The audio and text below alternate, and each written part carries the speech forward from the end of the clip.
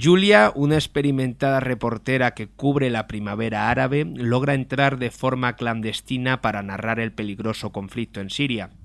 En su camino se cruza con Omar, un joven poeta que ha salvado la vida de milagro. Julia se siente inmediatamente atraída por él. Perseguido por los hombres del gobierno de Al-Assad, Omar se ve obligado a huir. Julia decide entonces acompañarle al cerco de Baba Amro en Homs, donde se produce uno de los episodios más sangrientos de la guerra civil. De la mano del sirio, la reportera se implica poco a poco en esa contienda ajena. Sin control sobre los acontecimientos y en el escenario caótico e imprevisible de la guerra civil, Julia se enredará en una trama en la que arriesgará su propia vida. Atrapada entre dos mundos, presionada por la CIA y por los radicales islámicos, dividida entre el bien y el mal, la paz y la violencia, la religión y el ateísmo, Maite Carrasco, una de las reporteras de guerra más importantes de la actualidad, está con nosotros para charlar sobre Espérame en el paraíso, novela que acaba de publicar en Plaza Janés.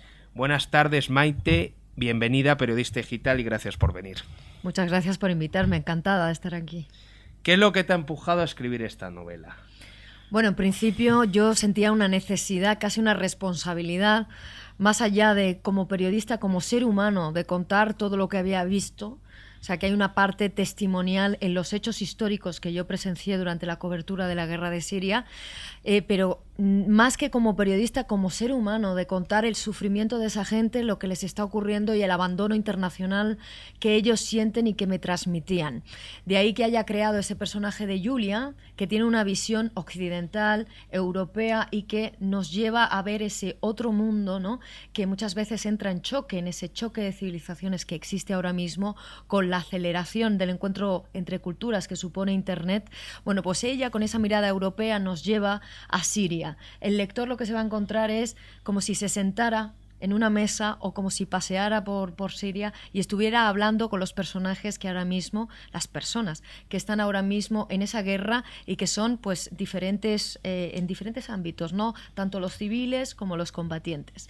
Y es esa necesidad de contarle a la gente cómo son, más allá de las noticias o más allá del número de muertos o de los datos periodísticos, como seres humanos, explicarles que son como nosotros, que tienen muchas cosas en común con nosotros porque son seres humanos que lloran cuando muere un familiar, que se ríen cuando nace alguien en la familia, es decir, que tenemos muchas cosas más en común de las que nos separan. Julia, que es un personaje que muy poco o nada tiene que ver contigo, ¿no? Bueno, Julia es un personaje que es una reportera de guerra, que es lo que tiene en común conmigo, que viene de La Kamikaze, que es la novela que escribí, mi primera novela de ficción que transcurre en Afganistán, que escribí hace 2 años. Recupero el personaje de Julia aquí, pero claro, la novela arranca con Julia con un cinturón de explosivos alrededor del cuerpo y, por supuesto, por eso yo no tengo nada que ver con Julia, porque Julia en este libro se transforma, no deja de ser periodista, se implica en un conflicto, yo no puedo permitírmelo, se implica hasta el punto de que deja el periodismo y se enrola con la resistencia, ¿no? Por una parte, por el compromiso que ella siente y por la empatía que siente, porque ella es nieta de un republicano español que combatió la Guerra Civil Española y ella se identifica con la resistencia siria y siente que ellos están igual de abandonados, que son los perdedores, que todo el mundo le ha dado la espalda y por lo tanto empieza a ayudar a la resistencia siria. Y ahí pues veremos en el libro que es una trama de espionaje, novela negra, que toma decisiones que no tienen vuelta atrás, ¿no? Como ocurre en todas las guerras pasa eso. Las guerras para mí son como un microcosmos donde se ve perfectamente cuál es el comportamiento del ser humano. Es un lugar donde el alma se desnuda y se quedan cueros y donde vemos quién es el verdadero ángel o el demonio. Y luego, como en el libro, los personajes y las personas en la guerra se van transformando poco a poco, ¿no?, con las circunstancias que suceden. De ahí que tomen una decisión o tomen otra, y eso es lo que vemos en el libro. Es lo interesante que yo quería transmitir también, es cómo los seres humanos reaccionamos ante la cercanía de la muerte, cómo reaccionamos cuando estamos sufriendo, y eso, una guerra es un lugar privilegiado para observar todas esas emociones.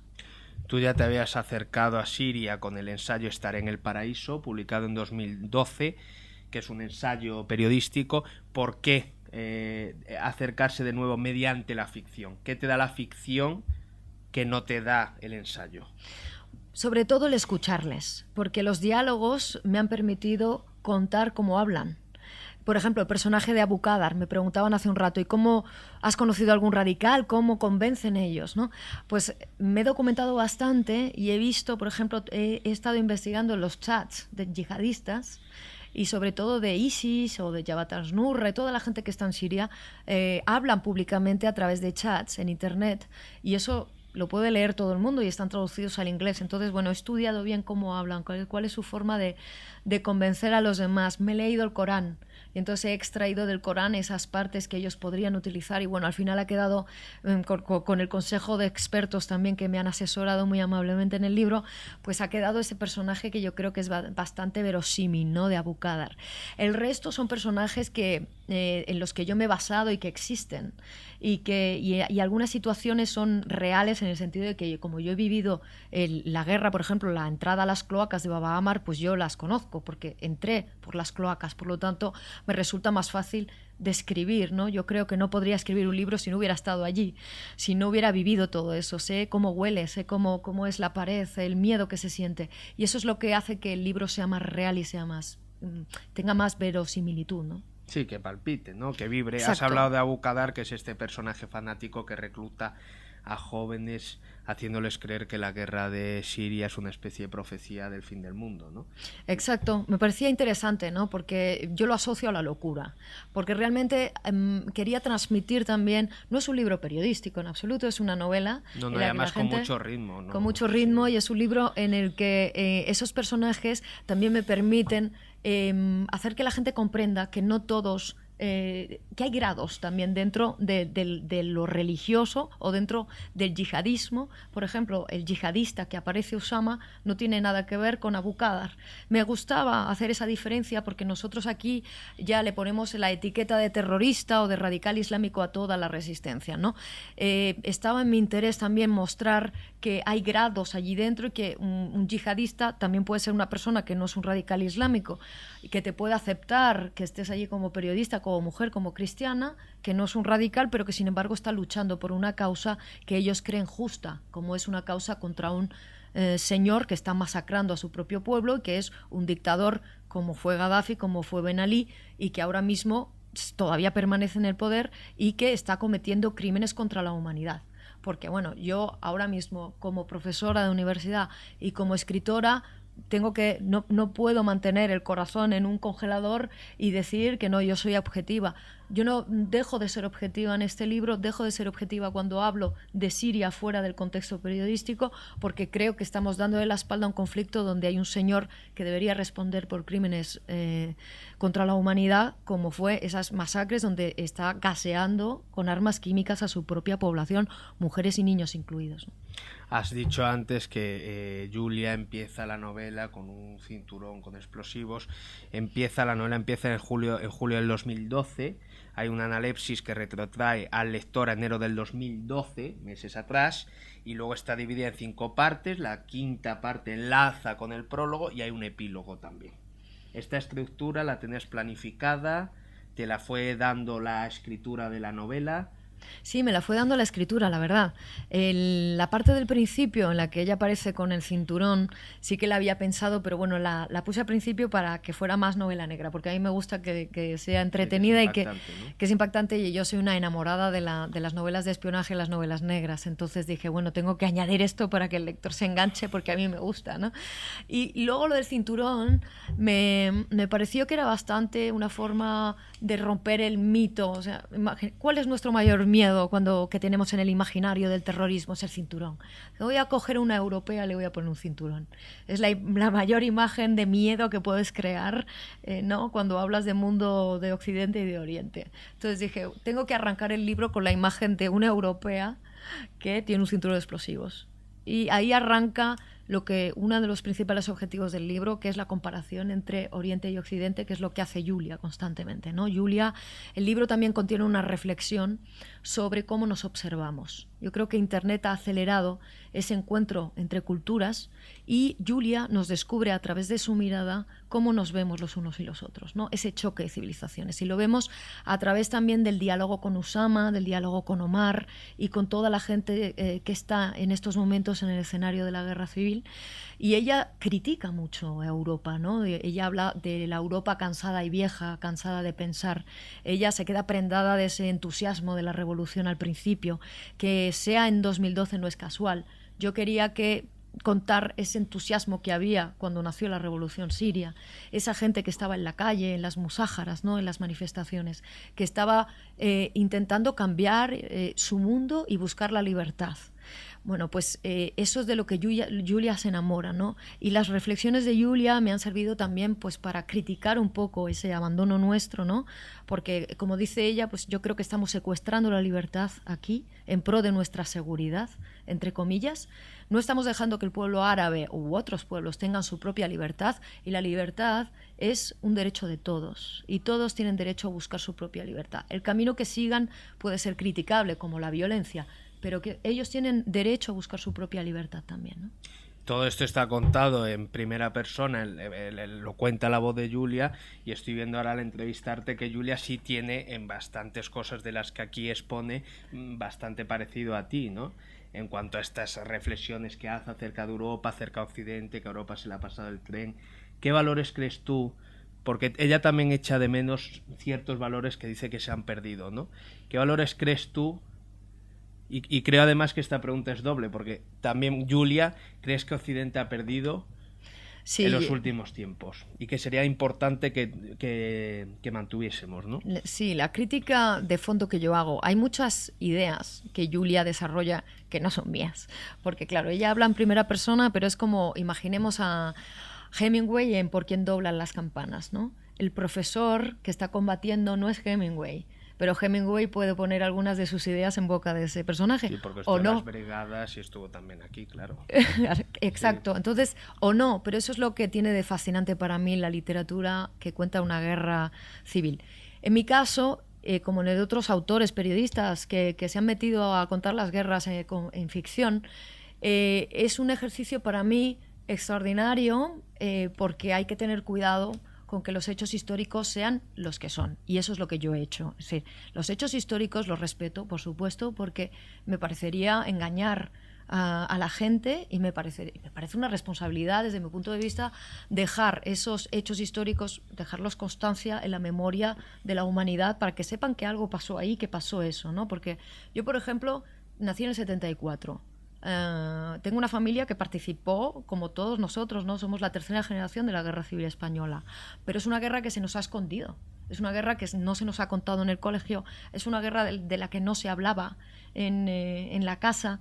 Es una guerra que nuestros abuelos podían tener algunos detalles, como mi abuela, que es coger el pan de los restaurantes para no tirarlo, y ella, ¿no? Y mi padre me ha contado tantas anécdotas de pasar hambre, pero pocas. Es decir, no me han contado batallas, pero sí participaron. Entonces, a mí, cuando voy a la guerra civil siria, me doy cuenta de que una guerra civil es tan dura. No es como las guerras que yo he visto antes, como Afganistán, o como la guerra de Georgia, como la guerra de Mali, que son ejércitos. Es una guerra distinta, es una guerra entre hermanos. Y me interesó inmensamente hacer esa comparación, si se puede, entre esa guerra civil que sucede hace mucho tiempo aquí y una guerra civil que yo veo en otro país, pero en un momento histórico un poco, no se puede decir similar, pero en un momento de cambio también, como entonces. O sea, la guerra civil española fue el preludio de la Segunda Guerra Mundial. Ahora estamos en un momento de cambio que espero que no vayamos hacia otra guerra, pero sí hay un conflicto por resolver muy grave, que es esa guerra fría que hay entre Irán y Arabia Saudí, esa guerra entre sunitas y chiitas, que está por ver cómo se resuelve, porque en Oriente Medio no vamos a negar que hay un caos y que se va a formar todavía un caos mayor, y que tienen que resolver muchos problemas de fondo que vienen de décadas y que de algún modo tienen que explotar, ¿no? Eso es también una reflexión del libro y un intento, eso de, a través de la ficción y con sentimientos también, porque me permite esos personajes. De amor también. Eso es, la historia de amor lo que me permite es eso, transmitir los sentimientos y las emociones de mejor manera. Pero ¿qué valores se han perdido en Occidente que Julia y Maite echen de menos? Bueno, yo creo que los valores que hemos perdido aquí es que no creemos en nada. Hay una frase que me gusta especialmente, que comparto con Julia, y es que Europa está enferma de dudas. Aquí dudamos de todo, ¿no? Hay otra frase también que es de Usama y que le dice a Julia, es que en Europa tenéis miedo de todo. Lo que os diferencia de nosotros es que tenéis miedo de todo. Y es cierto, mira, la gente que no tiene nada que perder es la gente que está en la calle haciendo la revolución. La gente que tiene algo que perder nunca va a luchar por nada, ¿no? Porque tiene mucho miedo de perder las pocas cosas que tenemos. El problema es que en Europa lo que tenemos es todo material y los valores que tenemos aquí son valores que van hacia lo de tener, comprar, acumular, pero estamos olvidando el ser, estamos olvidando el sentir, estamos olvidando el querernos. Cada vez hay más gente sola. Aquí la ambición es lo primero y además es un valor en alza y cuanto más arriba subas en tu trabajo, pues más te aplauden en vez de aplaudirte por tener una familia numerosa y salir adelante, ¿no? Que me parece mucho más valiente que llegar a un puesto directivo con 30 años. Y es lo que está pasando en Europa, ¿no? Y entonces se va a desmoronar en algún momento eso. Ya lo estamos viendo, ¿no? Que falta humanidad, que falta sensibilidad, que faltan esos valores y la gente está tan perdida que no sabe lo que creer y se agarra a una bandera nacionalista, a una bandera de fútbol. Pero las banderas, que es otra frase del libro, son mortajas, siempre son mortajas de seres humanos que no van a volver. Las banderas son muy peligrosas y en España no hemos enterrado todavía esas ganas de sacar las banderas. Las empezamos a sacar ahora que falta el pan, que falta el trabajo y es algo peligroso, ¿no? No solo aquí, mira en Francia cómo están sacando otras banderas, ¿no? Pero banderas de la extrema derecha. Me refiero a banderas por otra gente que llama, esos populismos que llaman, ¿no? A la gente, porque estamos perdidos. No hay referencias ahora mismo ideológicas. La izquierda y la derecha no son lo que eran y necesitamos un nuevo paradigma a nivel mundial. La democracia está ahora mismo enferma también. Y necesitamos un cambio y como no lo encontramos estamos perdidos. ¿Y qué valores echa en falta Julia y Maite en las sociedades orientales? ¿Orientales? Sí. Allí, bueno, hombre, tienen muchos defectos. Uno de ellos es que cuando en estos momentos, cuando no ven ayuda de otras gentes, pues se dirigen o aceptan el dinero de los radicales islámicos. Por ejemplo, uno de los problemas que tienen ahora es que han tenido que aceptar el dinero que vino desde el principio de los hermanos musulmanes o de Qatar, ¿no? Y entonces eso ha sido un lastre para ellos. Pero cuando un pueblo está sufriendo y te están cayendo, tienes a tu mujer y a tus hijos en un pueblo cercado donde no puedes salir y necesitas un Kalashnikov hoy para cargar y poder disparar, bueno, yo no les voy a criticar. Me parece que no les voy a justificar, por supuesto, porque me parece siempre me parece muy peligroso. En las guerras, el último que sabe lo que ocurre es el que está combatiendo. El último que sabe de dónde viene el dinero es el señor que está disparando con el Kalashnikov. Entonces la culpa no es de la gente que está ahí dentro combatiendo. La culpa es de todos los poderes externos que están manipulando a la gente de Siria que está luchando en uno u otro bando. Porque Siria no es más que un teatro de operaciones donde las grandes potencias de alrededor y de más lejos están intentando jugar sus propias cartas, ¿no? Eso es lo que está ocurriendo. Y el último, que sabe dónde viene el dinero y que luego al final puede saberlo, pero le da igual porque él está ya metido en la guerra, lleva 3 años, es el padre de familia o el muchacho que está en la trinchera disparando, ¿no?, al enemigo. Esa fascinación que siente Julia hacia Omar, un poco el estado de ambigüedad en algunas ocasiones, de cómo hay unas certezas que se van derrumbando según avanza la novela, etcétera, según ella va descubriendo también, va conociendo la otra cara, me ha recordado, no sé, a esta serie que a mí me gusta mucho. No he visto la tercera, pero las 2 primeras temporadas me gustaron mucho, Homeland, no sé si la has visto. Sí, claro, estuve hace poco en la Torre de David, por cierto, que es donde tienen secuestrado a Brody. Sí, yo conocí Homeland en la tercera, ¿no? En la tercera. Ya me has desvelado parte de la serie. Perdón. No te preocupes. Solo he visto las 2 primeras porque son las que se pueden comprar y la tercera cuando salga. Bueno, pero ya tienes ahí la compraré pequeño... Baja mucho la tercera, ¿no? No, a mí me encantó. ¿Ah, sí? Ah, bueno, pues mira que Mira, yo descubrí Homeland cuando estaba a la mitad del libro y dije, hay que ver, espero que no me contamine nada, ¿no? Cuando estabas escribiendo. Estaba escribiéndola, ¿no? Y entonces descubrí Homeland a mitad y dije, ahí va. Sí, el argumento, pero ¿sabes qué? Bueno, es un argumento que ahora está muy de moda. Sí. Mucha gente está hablando de... Sí. ¿Pero por qué? Porque hay esa necesidad de mezclar los personajes de un mundo y de otro, ¿no? Y bueno, cuanto más se haga mejor, porque así todos pensaremos... Pero yo lo he hecho para acercarnos más que para alejarnos, para romper esas barreras y esos muros que nos separan de esa gente que es muy parecida a nosotros y que muchas veces vemos tan lejana o la juzgamos porque a través de los medios de comunicación nos lanzan esos pequeños titulares, ¿no? Que son sensacionalistas y que realmente no resumen cómo son, no resumen cómo es el mundo árabe, que es enorme, ¿eh? No es Siria, no es Libia, no es, es enorme. Estamos hablando de muchísimos países. El mundo árabe-musulmán es gigantesco y no se puede juzgar por una guerra, por una revolución o por un dirigente o porque está siempre la noticia clásica de a esta mujer la lapidan y le dan tantos latigazos. Es lo único que aparece aquí, ¿no? Todo noticias negativas, todo sensacionalistas. Y bueno, es un esfuerzo para contar, por ejemplo, que cuando ellos dicen Allahu Akbar, pueden decir Allahu Akbar, es una frase que se han apropiado los radicales de ella, pero es como cuando nosotros nos antiguamos, decimos, Madre mía, Santa María Purísima, ¿no? Es decir, son frases que tú puedes decir en un momento dado en el que sientes miedo o en el que estás feliz y dices Allahu Akbar. Es decir, una frase que ellos utilizan de otra manera, ¿no? Y que a nosotros solo nos llega cuando cae una bomba, explota y se oye Allahu Akbar y la relacionas con los radicales, ¿no? Entonces es un modo de romper. Hay muchos pequeños detalles para que la gente vea cómo son ellos y cómo viven y cómo transcurre la guerra desde dentro, pero desde dentro de su corazón, desde dentro de su cabeza, cómo piensan y ese intercambio con Julia, ¿no? ¿Crees que la primavera árabe puede ser un preludio a lo que puede llegar a pasar aquí en Europa? Que dentro de unos años los historiadores pueden llegar a decir que la primavera árabe fue un reflejo, un espejo, un preludio de luego una serie de revueltas. De cambios. Sí.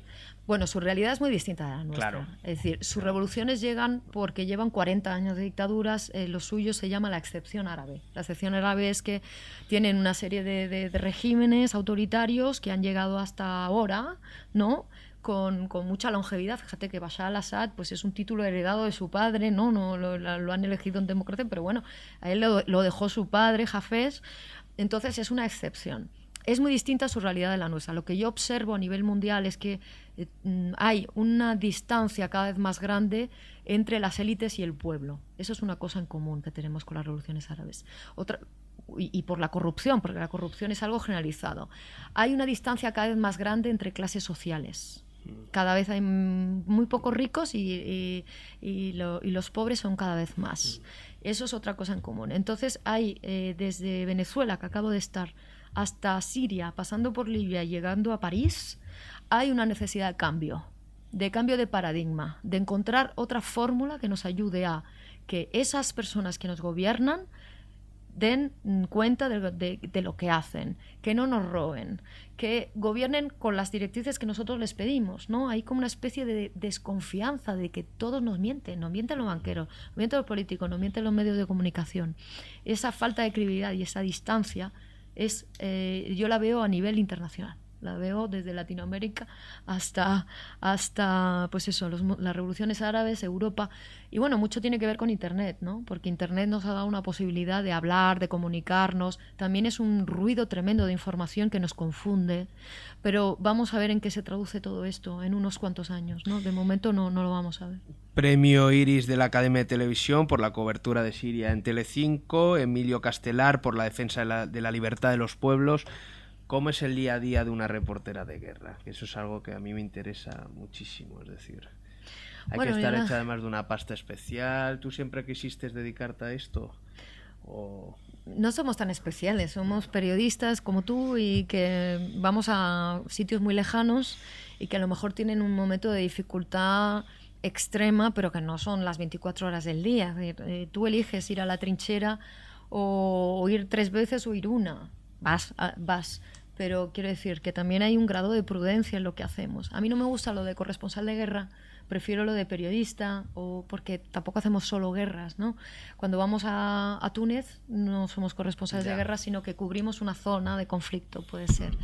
Pero bueno, el día a día es como el de cualquier persona, somos personas de carne y hueso, no hay nada de eso de de la adrenalina, de... Pero os jugáis tanto la vida, porque yo, por ejemplo, cuando Pérez Reverte habla de esto, a veces me da la sensación de que lo magnifica de una manera que parece que las balas me silbaban, estuve en una ocasión a punto de palmarla, no sé qué. Es tan arriesgado. Me Es figuro que arriesgado. también cada periodista... Depende ¿no? de la persona. Claro. Es que también hay que valer porque yo la primera vez que fui a una guerra me di cuenta en Georgia de que no me daba tanto miedo como yo pensaba, ¿no? Ya.